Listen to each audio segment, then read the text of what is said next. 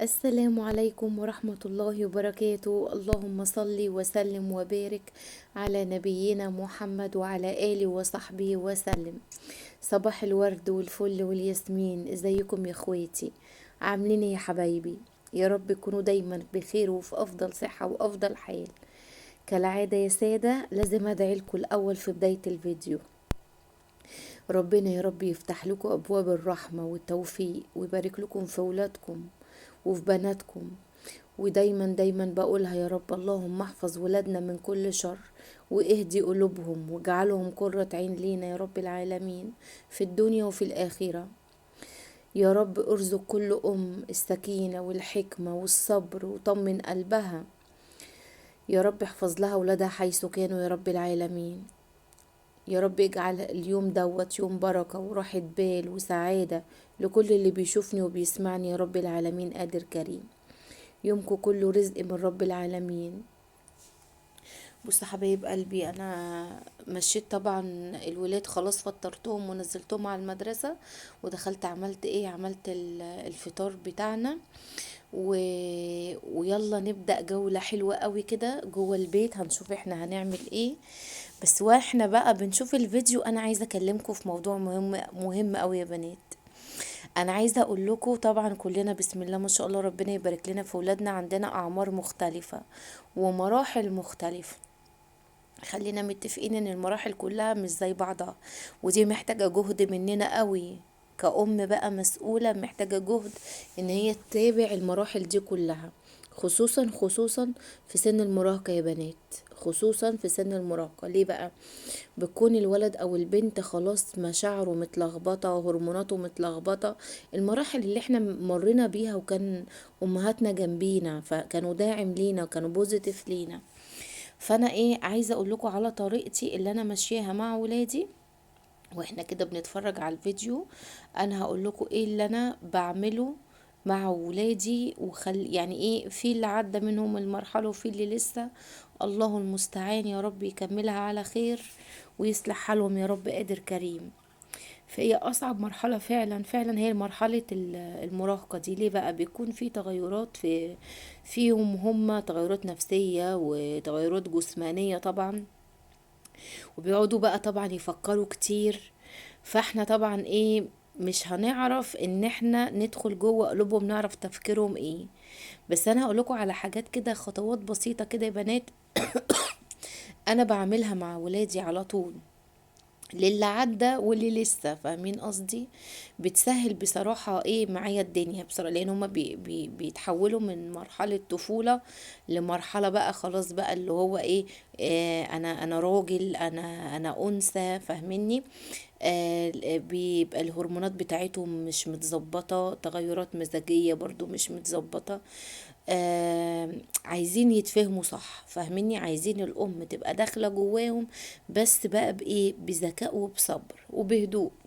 لان انا بصراحه في البدايه كنت عارفين انبوبه البوتاجاز الشعله اللي بتهب على طول، انا كنت كده. بس بصراحة لقيت طريقتي ان هي ما جابتش يعني اي نتيجة مع ولادي. فانا بصراحة بقيت ان انا يعني اطول بالي، اتعامل معاهم بذكاء وهدوء، احتويهم، فاهميني؟ يعني من الاخر كده، ابنك وبنتك هم مش بيغلسوا عليكي، لا هم نفسهم ان انت تفهميهم، ان انت تقربي منهم من غير ما تحسسيهم ان انت يعني بتقتحمي خصوصياتهم. فاهمه قصدي؟ يعني اول حاجه يا بنات لازم نحتويهم من غير ما نهاجمهم، نسمع منهم، فاهمين قصدي؟ يعني قبل ما نصلح حاجة غلط احنا مش عاجبينها وشايفينها غلط، نسمع الأول. اديهم كده 10 دقايق كل يوم من وقتك كده في السمع. يعني تعالي على نفسك، انا عارفة ان احنا مضغوطين، الله يعيننا ويصلح حالنا، انا عارفة والله. بس ولادنا دول يعني هم احنا عشانهم، احنا موجودين عشانهم. فلازم ان احنا نطول بالنا ونصبر شوية ونحتويهم، ما نهاجمش على طول، لا اسمعي، مديهم 10 دقايق من وقتك كده. اسمعيه، ودايما دايما اديله احترامه. لو هو ولد اديله احترامه، لو بنت اسمعيها وقدريها، فاهميني؟ لان هو كده كده المراهق ده بيكون حساس. اي كلمة بتوجعه، واي كلمة قليلة انت تفتكري انت مستخسراها فيه او مش عايزة تقولها له، لا لا لا، دي بترفعه للسما. او لو بنت بترفعها للسماء، بتخليها عندها ثقة بنفسها. ودايما امدحي فيهم وخلي يعني عززي ثقتهم بنفسهم دايما دايما، لان مرحلة صعبة قوي على فكرة. هي صعبة قوي على اللي ايه، اللي مش يعني ايه، مش عارف يحتوي ولاده، ولا عارف يسمعهم، او مش فاضي. هي صعبة في الحالات دي. انما انا لو قعدت معاهم وسمعتهم 10 دقايق لكل عيل كده مع نفسه، حسسي يعني. انا الحمد لله بفضل الله انا ليا قاعدة مع ولادي كده، كل حد على حدة احسسه ان بصوا انت او انت مكانة تانية عندي. هو بالفعل كده، بس دايما هو عايز يحس ان هو المفضل. هي المرحلة بتاعته كده، فاهمني؟ فدايما اقعد اسمع، ادي من وقتي ليهم. انا ما كنتش اديهم وقتي اعمل ايه؟ لا التنظيف هيخلص، ولا الاكل هيخلص، ولا الشرب هيخلص. انما اللي انا ببنيه مع عيالي ده كله ده ذكريات. والله يعني احنا عايشين مع ولادنا دلوقتي، بالنسبة لهم هم احنا ذكريات.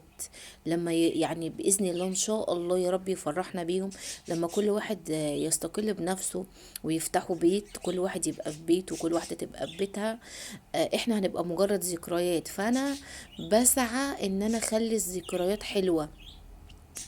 الذكريات اللي هم هيفتكروها لما كل واحد يروح بيته. انا بسعى يا رب يوفقني، يا رب يا رب يوفقني ويكرمني فيهم، يا رب ويكرمكم كلكم في ولادكم. بسعى جاهدة بجد ان انا اكون ذكريات حلوة بالنسبة لهم.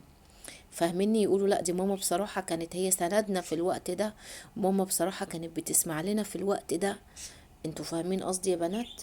فانتي على قد ما تقدري قبل، والله يا بنات، التنظيف والكلام ده كل ده ما بيخلص. انما ولادنا هم الاهم، مرحلتهم محتاجة متابعة، محتاجة اهتمام، محتاجة احتواء. كل اللي احنا مرينا بيه زمان وكنا بنلاقي دايما اهالينا سند وعون لينا بعد ربنا سبحانه وتعالى، احنا بقى عايزين مع ولادنا كده، عايزين نعزز ثقتهم بنفسهم. لان لو الولد او البنت حس ان انت مش واثقة فيه، هيدور على اي حد تاني يسمعه، هيدور على حد يسمعه وهيلاقي. بس يا ترى هيلاقي مين؟ يا ترى هيلاقي مين اللي ياخد بايديهم ويخليهم حاجة كويسة ويشجعهم ان هو يبقى حاجة كويسة، ولا اللي هيشدهم لتحت؟ عشان كده بقول يا بنات اسمعوا ولادكم، اسمعوهم، ودايما اديهم مساحة وخصوصية. دايما خلي فيه مساحة وخصوصية. فاهمين قصدي؟ يعني ما تحسسهمش ان انت بتفتشي وراهم، لا، اسمعي لهم واديهم خصوصية. بس مش معنى الخصوصية ان انت تسيبيهم او تسيبيها، لا، انت خصوصية بس تابعي من بعيد. تابعي من بعيد عشان اي تغير تبقى انت واقفة كده ستاند باي جاهزة. انتوا فاهمين قصدي؟ ده بالنسبة لبنات الايه لو هتتعاملي مع الولد. تعالي بقى اقولك في البنت بالذات. الولد قلنا احترام، ثقة، اتابع من بعيد، اديله قدره واهتمام، اسمع له. البنت برضو فيها كتير برضو من كده، بس محتاجة بقى جهد اكبر.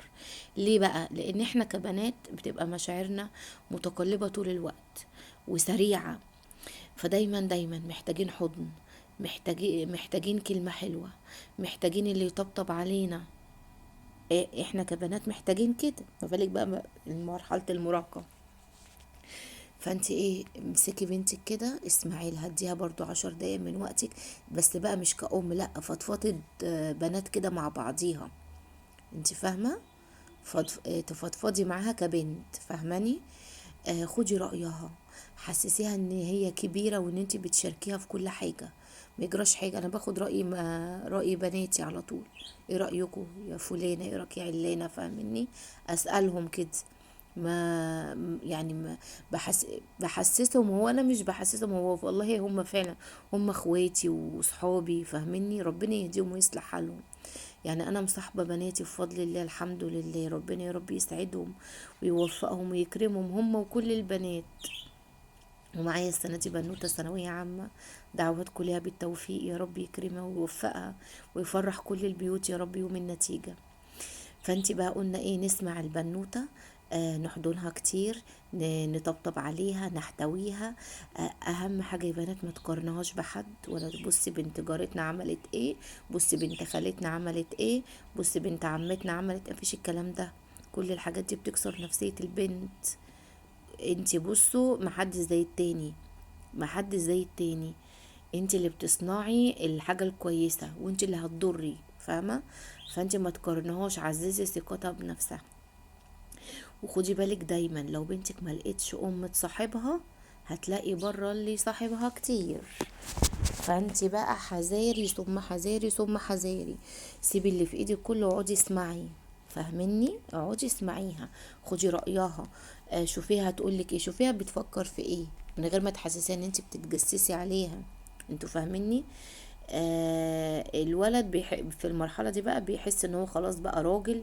فانت ما تكسريش رجولته قدام اي حد، اديله اهتمامه واديله قدره، فاهماني؟ حتى لو عصبك وقدام حد، يعني تملكي بقى، انت بقى اتحلي بالصبر في الوقت ده، فاهمني؟ وفي البيت روحي عاتبيه بالراحه برضه، لان مرحلتهم يا رب تعدي بس بسلام. انت قولي كده يا رب، يعني ادعي اطلبي من ربنا دايما ان يعدي المرحله دي على خير، لان دي بجد بجد انا بعتبرها اصعب المراحل.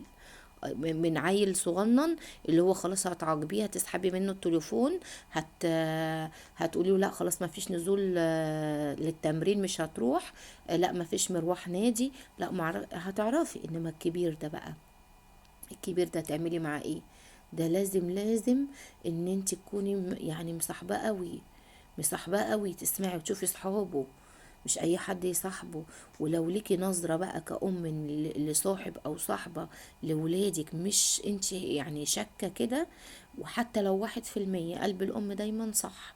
لو 1% حاسة ان الصاحب او الصحبة لولادك ده انت شاكة فيهم او مش مرتاحة، دايما دايما اصري ان انت تخلي ابنك او بنتك تبعد.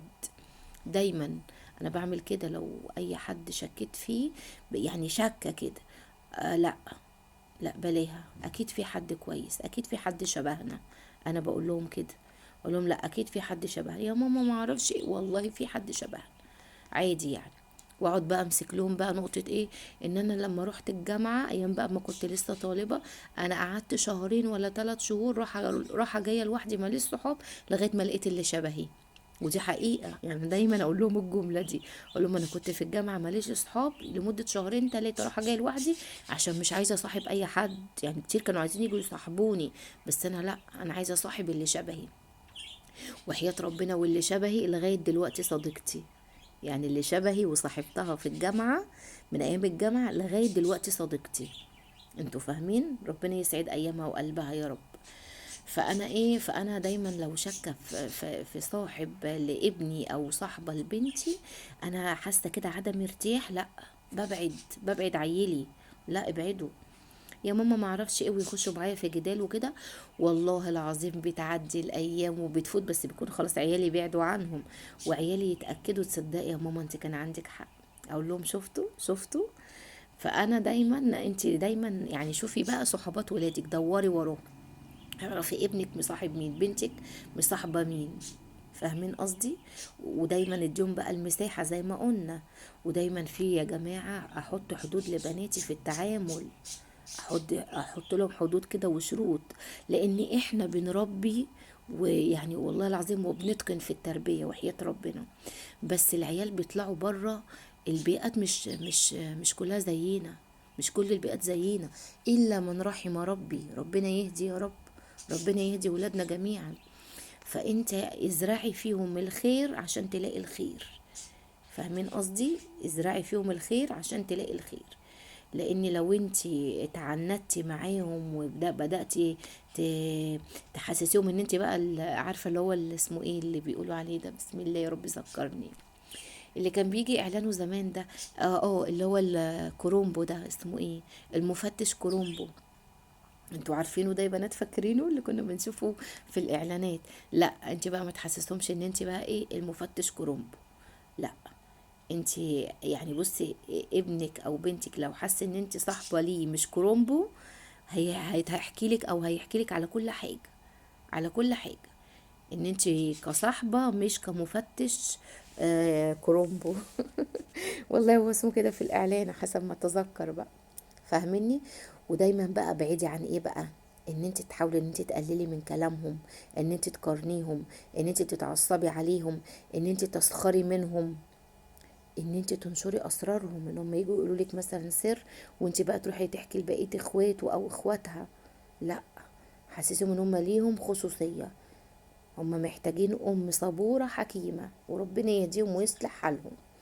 فاهمين قصدي؟ في الخلاصة يعني لو ابنك أو بنتك في المرحلة دي مش محتاج منك أي حاجة غير حضن ودان تسمعي بيها وصبر. وإن شاء الله بفضل الله يا بنات المرحلة دي هتعدي في أمان وفي سلام بإذن الله، عشان يبقى إيه في كده احترام متبادل ما بينكم، وتعدي بيهم بر الأمان. والله لو المرحلة دي عدت خلاص احنا نجينا بجد وحياة ربنا، لأن أصعب مرحلة للولد وللبنت. خليكي حنينة وقريبة منهم، وهيكبروا ويقولوا بقى ايه دي ماما بصراحة كانت أملنا وسندنا. هما هيكبروا يقولوا كده ماما كانت أملنا وسندنا. خلاص يا حبايبي، ما تنسوش بقى ايه يعني اختكم ممازن في لايك وكومنت حلو واشتراك للي لسه ما اشتركش. وربنا يا رب يجعل كل كلمة قلتها في ميزان حسناتي، ويا رب يكون استفدتي حتى ولو بجملة واحدة أنا قلتها. والله يا بنات لما بعمل أي حاجة أو أجرب أي طريقة أو أي نمط في حياتي بغيره وبلاقيه إن هو جاب نتيجة إيجابية، لازم بقول لكم عليه وحياة ربنا، عشان تبقى خلاص احنا اتفقنا، احنا اخوات وعشرة وانتوا اخواتي اللي على راسي من فوق. خلاص. ما تحسيش دايما ان انت لوحدك، صدقيني انت ربنا ساند لينا، ربنا يا رب يحفظكم جميعا. وبشكركم جدا جدا على المتابعة، والسلام عليكم ورحمة الله وبركاته.